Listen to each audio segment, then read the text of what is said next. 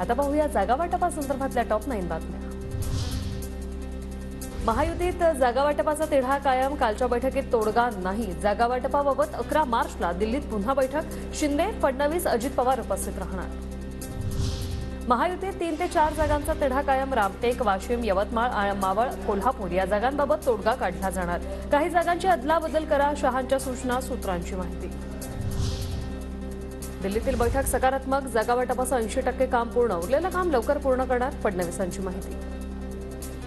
दिल्लीतली बैठक ही सकारात्मक झालेली आहे। 80% पर्यंत आमचं काम हे कालच्या बैठकीत संपलेलं आहे।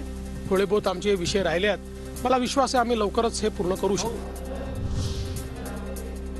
शिंदे आणि दादांना दिल्लीत जाऊन भांडी घासावी लागत आहेत। बनावट सेना आणि राष्ट्रवादीचा अस्त्र जवळ आलाय, तर बनावट शिवसेनेला 5, राष्ट्रवादीला 1 ते 2 जागा मिळतील। संजय राऊतांचा शिंदे अजितदादांवर हल्लाबोल।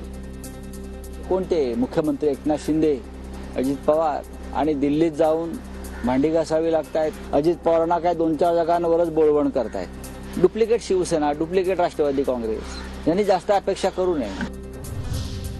ठाकरे गट संपवल्यानंतर संजय राऊतांचा आत्मा शांत होईल, संजय शिरसाट यांचा राऊतांवर पलटवार।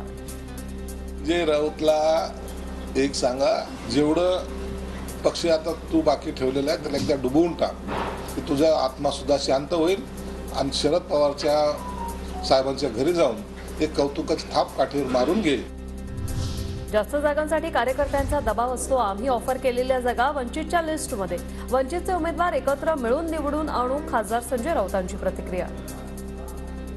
हमने जो सीटें उनको ऑफर की है वो सीटें उनकी लिस्ट में है। जो सीटें वंचित बहुजन आघाड़ी को महाराष्ट्र विकास आघाड़ी के सदस्य के रूप में मिलेगी वो सब मिलकर हम जीत कर लाएंगे।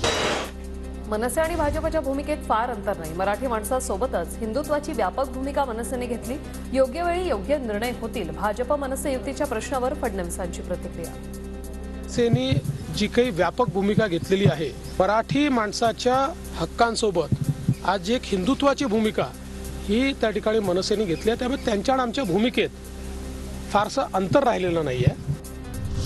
जळगाव लोकसभा मतदारसंघात भाजपकडून सरकारी वकील उज्ज्वल निकम यांचे पुतणे रोहित निकम यांचं नाव निश्चित होण्याची शक्यता। देवेंद्र फडणवीस आणि गिरीश महाजन यांचे निकटवर्ती असल्याने लॉटरी लागणार असल्याची चर्चा। पुणे लोकसभेसाठी काँग्रेसकडून रवींद्र धंगेकरांचं नाव सर्वात पुढे, सूत्रांची माहिती।